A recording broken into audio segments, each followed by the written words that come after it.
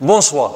Revenons à la leçon concernant l'estérification et l'hydrolyse.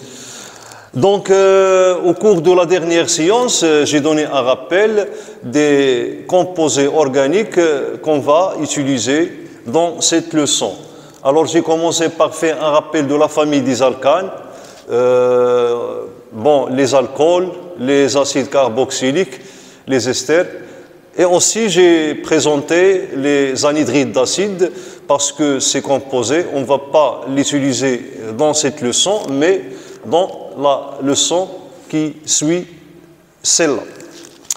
Donc, maintenant, on va parler de l'estérification et l'hydrolyse. Alors, estérification, qu'est-ce que ça veut dire estérification? Alors, l'estérification, tout simplement, c'est la production ou bien la synthèse d'un ester à partir d'une réaction qui se déroule entre un acide carboxylique et un alcool. Ok, en contrepartie, qu'est-ce que ça veut dire l'hydrolyse? Donc l'hydrolyse, c'est une réaction inverse de l'estérification. Ça veut dire on prend un ester, on le mélange avec de l'eau et il va se dérouler une réaction chimique qui produit l'alcool et l'acide carboxylique. Okay. Donc, je peux résumer la définition de ces deux réactions chimiques par ce qui suit. Alors, alcool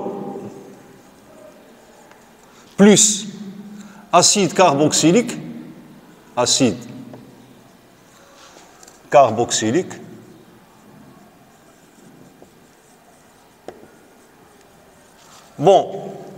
donne, dans le sens direct, ester, ester plus eau. Ok. Alors, ce sens-là, c'est la réaction d'estérification. Dans l'autre sens, alors l'ester plus eau, donc cette réaction est appelée hydrolyse d'un ester. Okay. Donc c'est l'hydrolyse. Okay. Donc le sens direct, c'est l'estérification. Estérification. Le sens inverse, c'est l'hydrolyse. Donc de hydrolyse. Hydrolyse. Bien sûr, d'un ester. Ok, l'hydrolyse de quoi? D'un ester. Alors voilà la présentation de ces deux transformations chimiques. Maintenant, on va parler des caractéristiques de ces deux réactions. Alors les deux réactions, d'après l'étude qui a été menée dès le 19e siècle, ça veut dire la dernière moitié du 19e siècle, par deux chimistes français. Et ils ont étudié ces deux réactions et ils sont arrivés au résultat suivant. Les deux réactions, ça veut dire l'estérification et l'hydrolyse, sont très lentes. OK? Et elles sont limitées. Donc, ce sont les deux caractéristiques de ces deux réactions.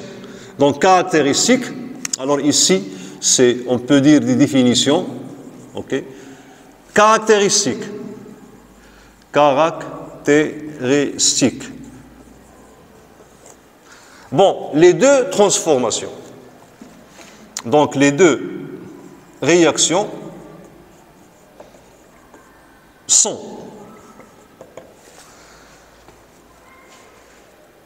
très lentes, ok? Très lentes. Et puis, elles sont limitées.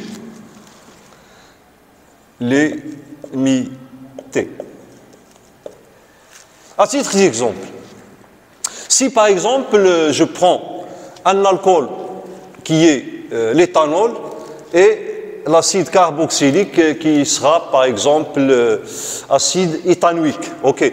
Donc l'acide éthanoïque, CH3, COOH, donc c'est la formule de l'acide éthanoïque, 2 atomes de carbone, plus l'alcool. Ok.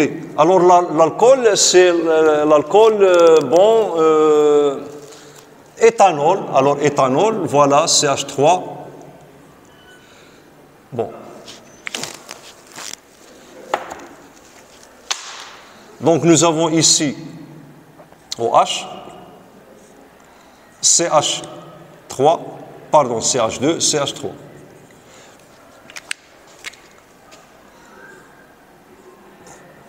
Bon, le sens 1, c'est l'estérification. Alors, qu'est-ce qu'il va se passer ici? Donc, on va enlever une molécule d'eau entre ces 2 atomes. Ça veut dire l'alcool perd le radical OH, ça veut dire le carboxyle, et l'acide a la propriété, c'est un acide, donc il perd un proton H+. Et de là, donc, on va, je vais montrer la liaison entre cet oxygène et l'hydrogène. Donc, cette molécule sera enlevée et on obtient, donc CH3, COO, voilà, ici, CH2, CH3, ok, plus H2O. Donc, c'est en quelque sorte le mécanisme de cette réaction d'estérification. Et de l'autre sens, ok, donc l'hydrolyse de H2O, ça veut dire la molécule d'eau agit sur cette liaison-là, ok, elle la coupe, elle la détruit, ok, et ce radical-là s'associe avec un atome d'hydrogène ou bien un proton d'hydrogène pour donner l'acide carboxylique.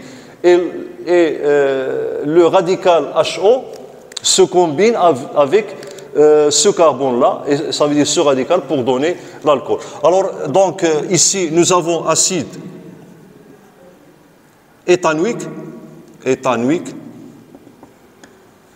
plus, donc, alcool, donc c'est l'éthanol, Alors, ici, c'est, donc, le nom se dérive de ce radical qui est éthanoate méthyle, éthanoate de méthyle plus O. Ok. Donc ici le sens 2. Donc le sens 1 c'est l'estérification, le sens 2 c'est l'hydrolyse. Bon, comme j'ai dit, à titre d'exemple, si on prend par exemple un mélange à l'état initial dans lequel on met une mole de l'acide éthanoïque et une mole de l'éthanol. Ok. À la fin de la réaction chimique, donc, on obtient, voilà, une quantité de matière de l'ester qui est égale à 0,67 mol. Okay. Donc, pour un mélange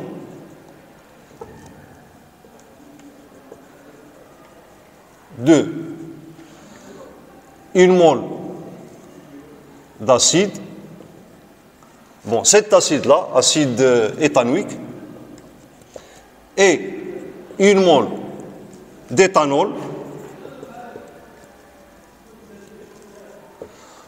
on obtient à la fin de la réaction, bon, à la fin de réaction, on obtient, j'ai dit, N de l'ester.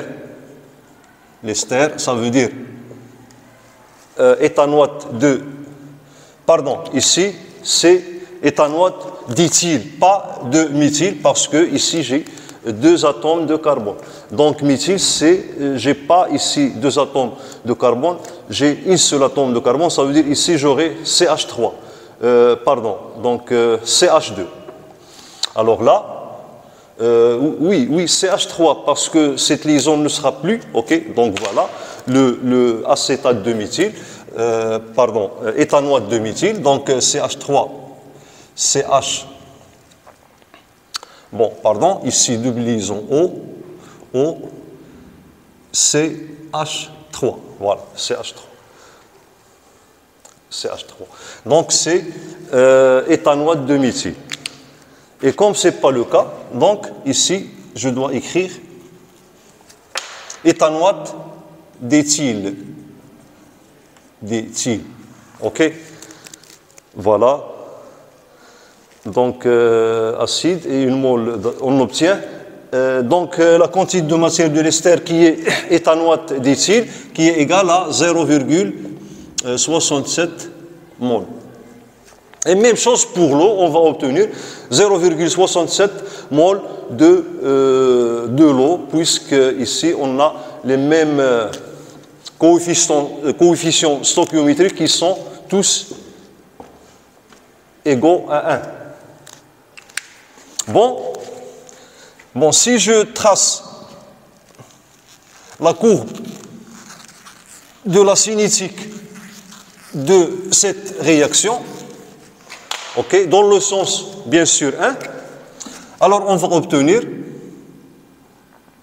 voilà, alors ici T en heure, parce que la réaction, elle est très lente, ici j'ai la quantité de matière de l'ester, ok.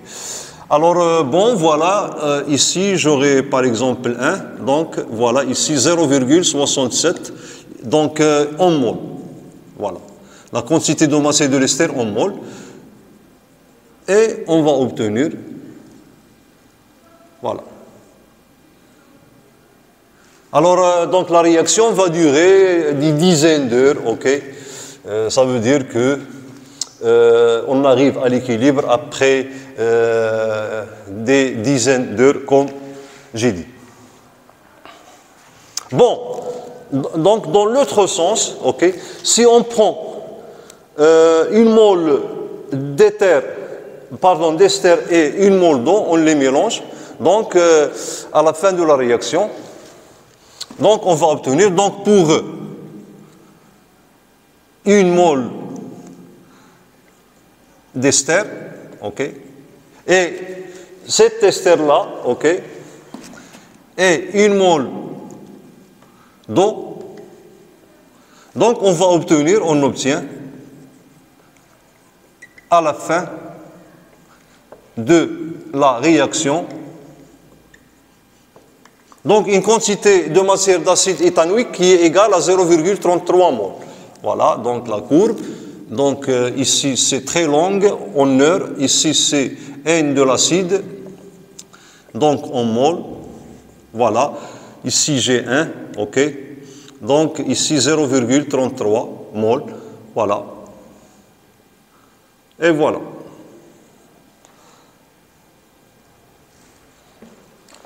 Bon, pour le suivi de cette transformation, ça veut dire pour l'obtention de ces deux courbes, donc qu'est-ce qu'on fait pour suivre l'évolution de ces deux réactions? Donc on prend à chaque intervalle de temps une quantité de système réactionnel ou bien du système et on fait le titrage de l'acide carboxylique dans les deux cas. Donc à partir du titrage d'acide carboxylique, on en déduit le bilan de la matière à l'instant où on a fait ce titrage. Donc voilà pour définition et les caractéristiques de ces deux réactions. Bon, maintenant on va voir comment on contrôle cette réaction d'estérification et d'hydrolyse. Ok, ça veut dire comment on agit sur la vitesse de réaction, comment on agit sur la phase finale, ça veut dire le rendement ou bien l'avancement final de la réaction. C'est ce que je vais expliquer.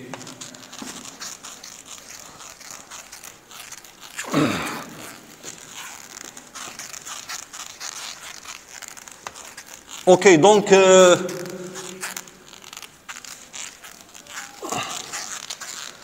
c'est la deuxième paragraphe.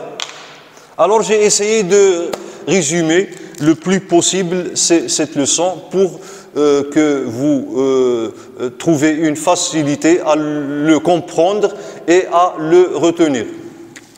Bon, deuxièmement, contrôle de l'estérification et l'hydrolyse. Voilà. Bon, commençons par les facteurs qui influencent la vitesse. Ça veut dire contrôle de la vitesse de la réaction. Contrôle de la vitesse de réaction.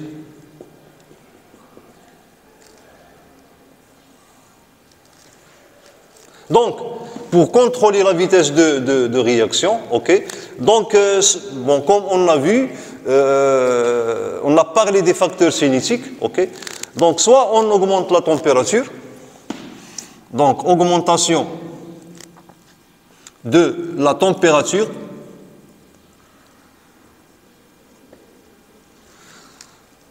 donc l'augmentation de la température, on sait tous qu'il accélère la réaction, mais elle n'agit pas sur le taux d'avancement.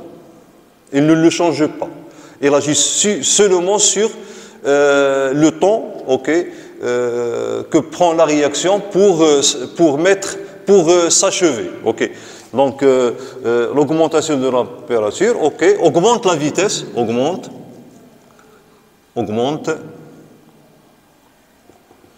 la vitesse sans, okay, agir sur taux. Ça veut dire le taux d'avancement final de la réaction, taux final. Alors on peut utiliser un catalyseur bien choisi, okay, adéquat. Donc, l'utilisation d'un catalyseur augmente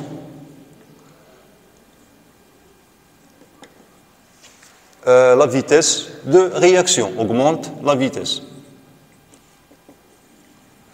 Sans agir, sans modifier taux final, ça veut dire l'avancement final de la réaction. Bon, un catalyseur, c'est quoi sa définition? Un catalyseur, c'est une espèce chimique qui accélère la réaction, donc sans apparaître dans l'équation de la réaction chimique. Okay. Donc c'est la définition du catalyseur. Ça veut dire la quantité de matière du catalyseur ne change plus. Ça veut dire on ne le trouve pas dans le bilan de la matière, puisque sa quantité de matière reste, reste inchangée. Donc voilà la définition de catalyseur. Okay. Bon, maintenant, on va voir comment on contrôle la phase finale de la transformation. Okay. La phase finale, ça veut dire comment on agit sur l'avancement final et le rendement. Tout d'abord, je vais donner la définition du rendement, okay, d'une transformation ou bien d'une réaction. Alors, contrôle de la phase finale, ou bien de l'état final, de la phase finale de la réaction. Alors là, on a trois techniques. Donc la première technique, c'est quoi? C'est l'utilisation d'un d'un réactif en excès. Alors chaque fois que la transformation prend fin, okay, on ajoute l'un des réactifs, donc, et là on agit par l'augmentation de la quantité de matière de réactifs, de l'un des réactifs. Ça veut dire utilisation d'un réactif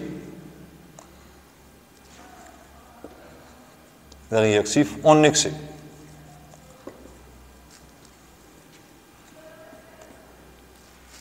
Bon, la deuxième possibilité, c'est d'éliminer l'un des produits. Ok, on doit éliminer l'un des produits.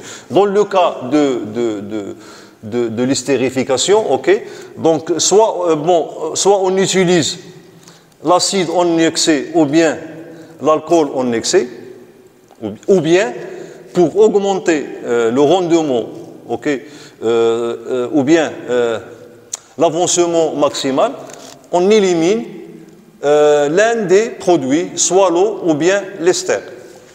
Donc, élimination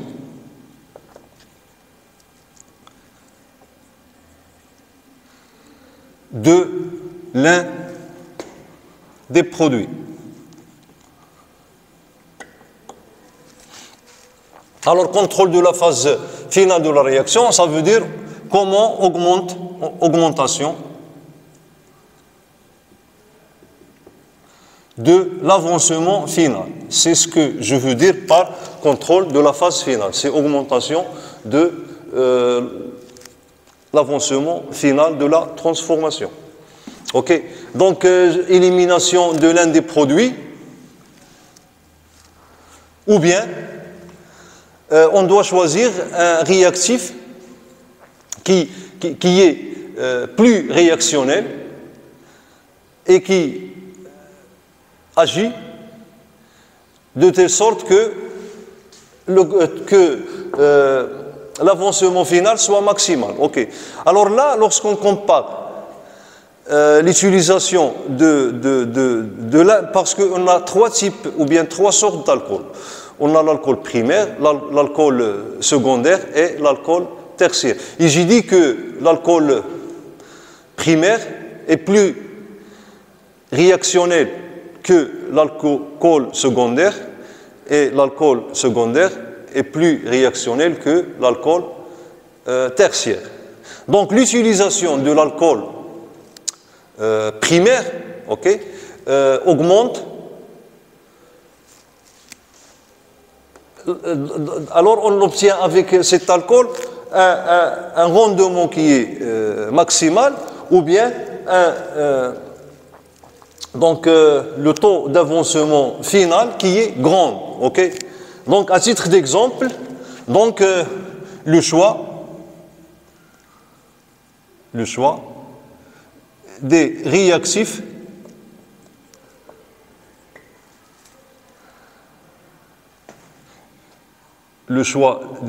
les plus réactionnels.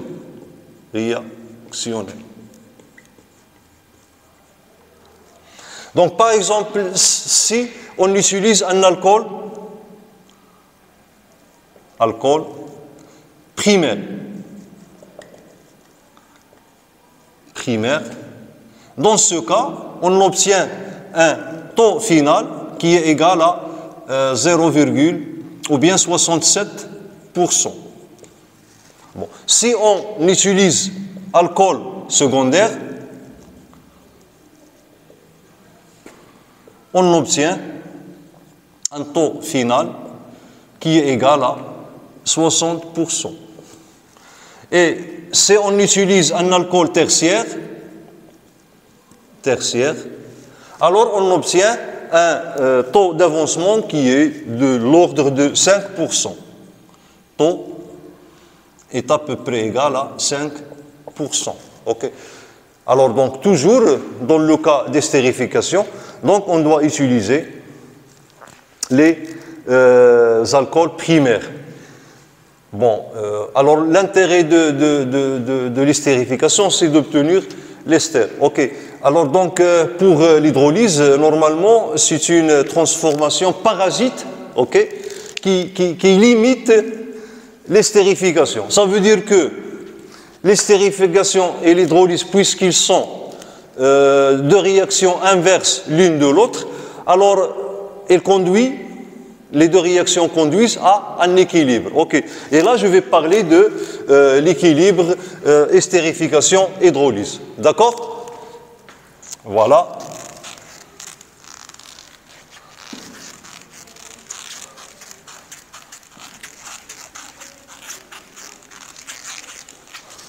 Donc, 3, équilibre, estérification, hydrolyse. Estérification, hydrolyse.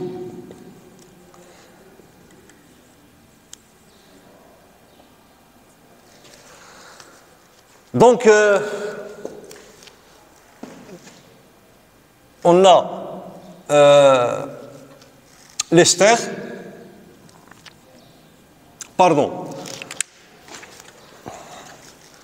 acide carboxylique,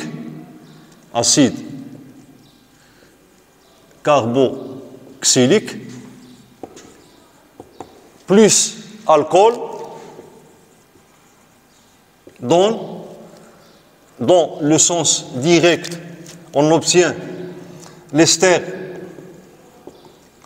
plus eau, et dans le sens indirect, on a l'ester plus eau, on prend un mélange d'ester et l'eau, donc on aura l'alcool et l'acide carboxylique. Alors, donc, dès que les 4 aspects chimiques sont présents dans la solution, ok, alors chaque réaction limite, ok,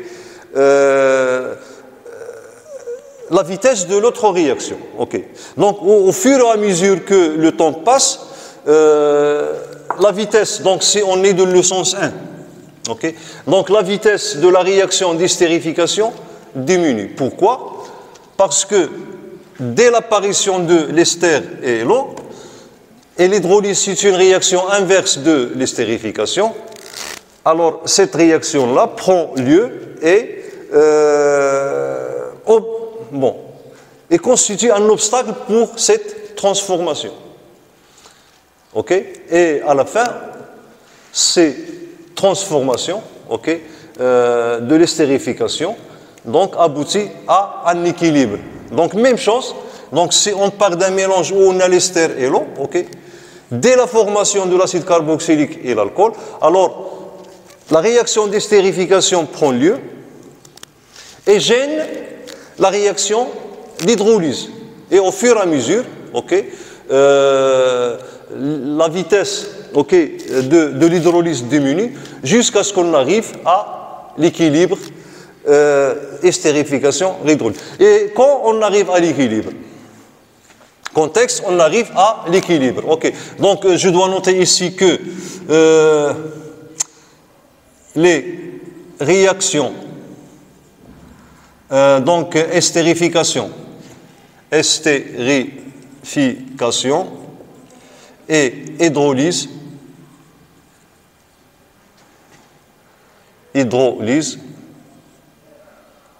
inverse l'une de l'autre.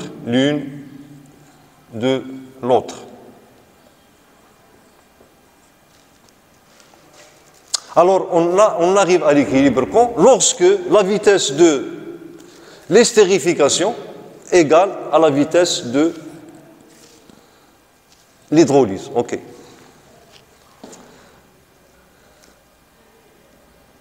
Donc, à la fin, ou bien, donc j'ai dit les réactions estéréo-hydrolyse inversent l'une de l'autre, aboutissent à un équilibre. Donc cet équilibre est caractérisé par la constante d'équilibre K, donc K de l'ester, de l'estérification, qui est égale à la concentration de l'ester fois la concentration de l'eau ok, divisé par la concentration de l'acide, multiplié par la concentration de l'alcool.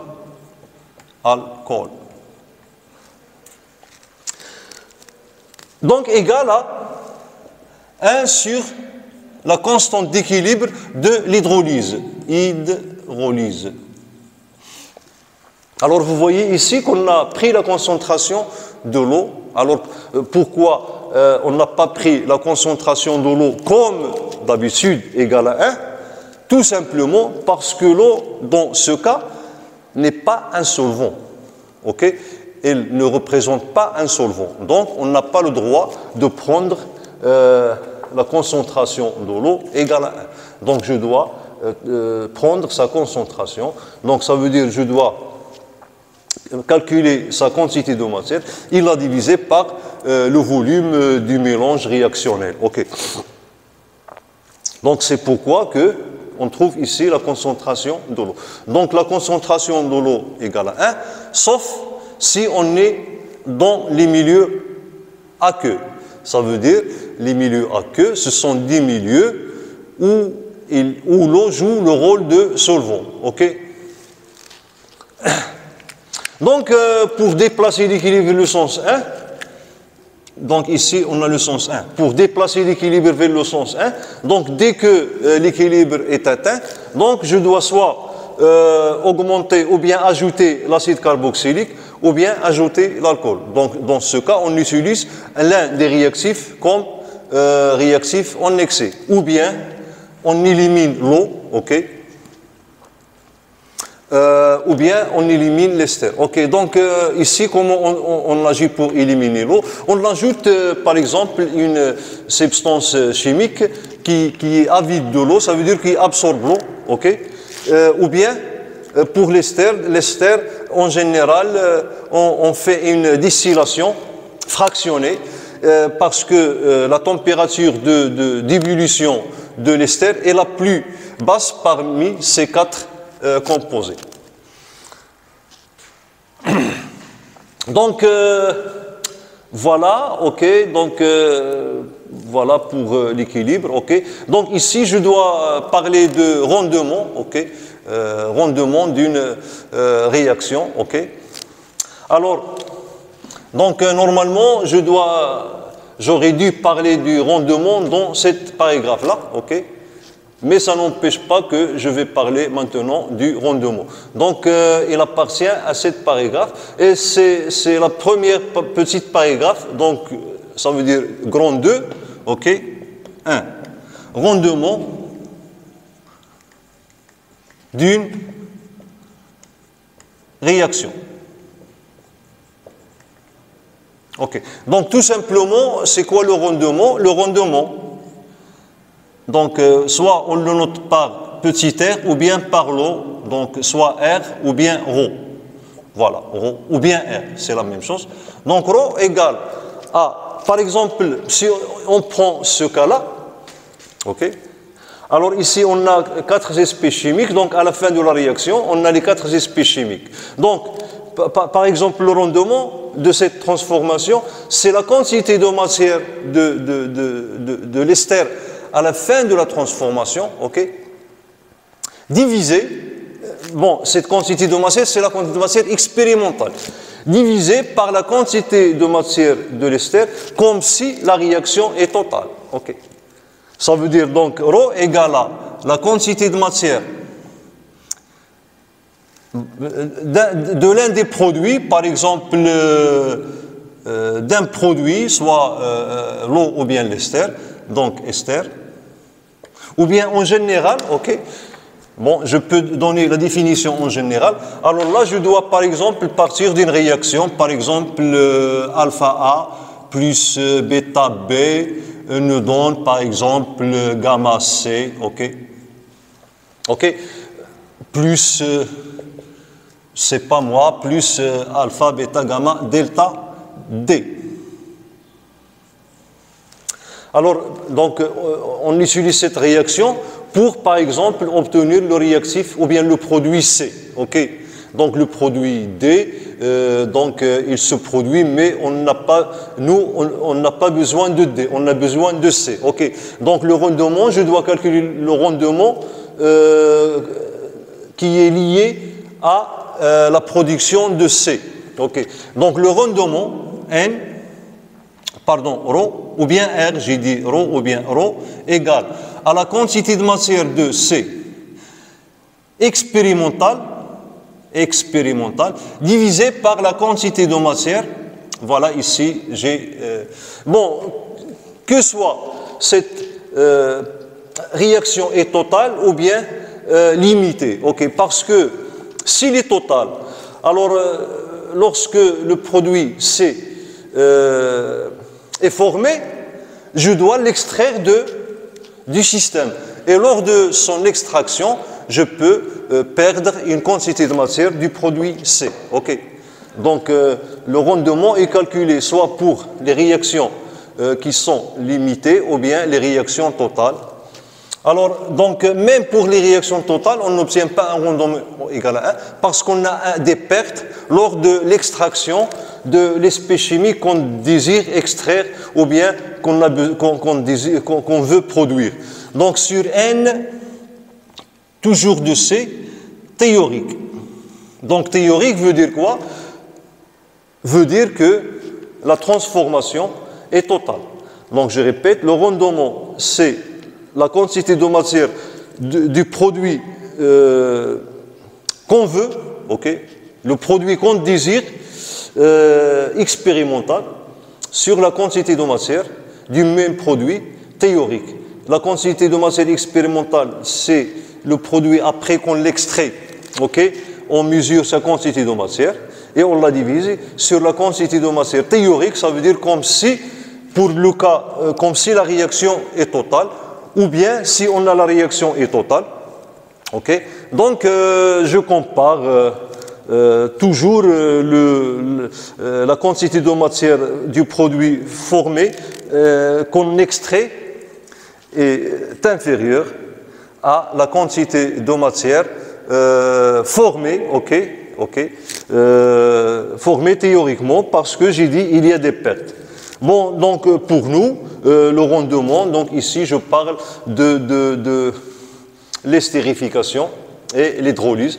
Donc pour nous, donc j'ai dit que la réaction dans le sens 2, on n'a pas besoin de cette réaction. Nous, notre objectif, c'est de produire l'ester, parce que l'ester, on l'utilise dans l'industrie cosmétique ou bien pour les produits aromatiques. Voilà. Donc, on utilise toujours l'estérification, ça veut dire cette transformation dans le sens 1. Voilà, donc je pense que j'ai parlé de tout et j'ai essayé d'être plus concentré ou bien sur les informations, ok, pour que je vous présente un cours très simple et facile à retenir. Et bonne chance et à la prochaine.